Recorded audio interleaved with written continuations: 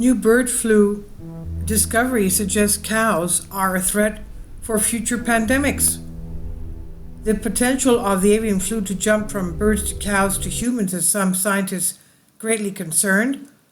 That very scenario has already occurred twice in the United States since the spring of 2024, when the first cows in the nation began to fall ill with highly pathogenic avian influenza, HPAI.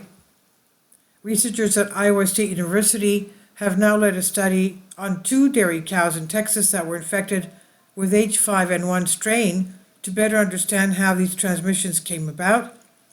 In the respiratory tissue and mammary glands of both infected cows, the team found receptors used by a whole host of flu strains, including those that originate in birds, pigs, and even humans.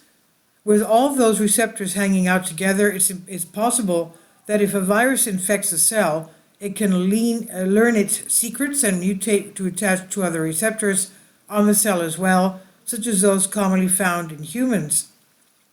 While bird flu is deadly among avians, it seems to drive a sharp, short-lived, and non-lethal drop in milk production when it infects cows. Dairy cows in the US are the first confirmed cows to have been infected globally, and experts still don't know how the virus, which evolved to infect birds, is spreading from cow to cow. The new study points to the milking process as the mechanism of spread. It identifies H5N1 friendly receptors in cow mammary glands, which helps explain the virus's unusual impact on the animal's milk. Dairy workers say the milk looks thick and discolored when a cow is infected, and if the milk is raw and unpasteurized, scientists suspect that it is a source of transmission for other mammals, including ourselves. High levels of the H5N1 virus have been found to contaminate cow milk, according to officials at the U.S. Center for Disease Control and Prevention, CDC. However, they note sporadic human infections with no ongoing spread will not change the CDC risk assessment for the U.S. general public, which CDC considers to be low. Thankfully, the 2 dairy workers in the U.S. who caught H5N1 virus from dairy cows experienced only minor symptoms and recovered without infecting anyone else, but the pathogen that infected them did show concerning signs of adaptation to mammal bodies when analyzed by scientists.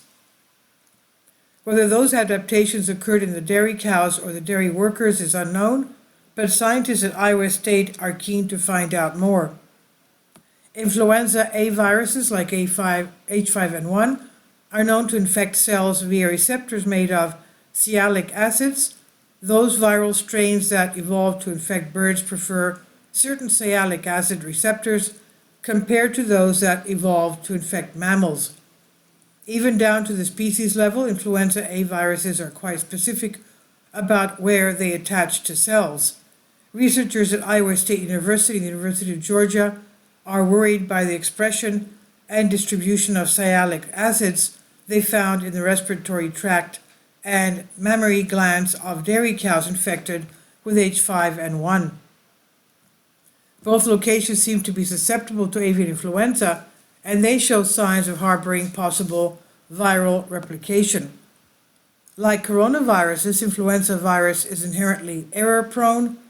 The authors write, adding that infection of new host species gives the virus additional opportunities to replicate and subsequently mutate to better adapt to novel hosts. The spread of influenza A virus to tissues outside of the respiratory tract is rare, writes the team of researchers.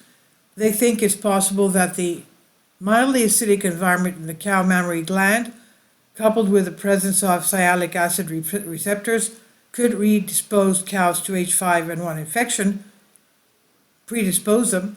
The hypothesis should be studied further, but the findings underline the urgent need to understand how the avian influenza virus is infecting so many mammal species. It's also an important to remember to consumers an important reminder to consumers to always drink pasteurized milk. The study was published in Emerging Infectious Diseases on Science Alert by Carly Casella. Please leave your comments. Thank you for your support. Kindly support my Patreon account. The daily posts are 5 videos daily, and they are totally different from what I have on my YouTube channel. Thank you so much for your support and that you find all my content so interesting. You'll find the Patreon account details in the description box below.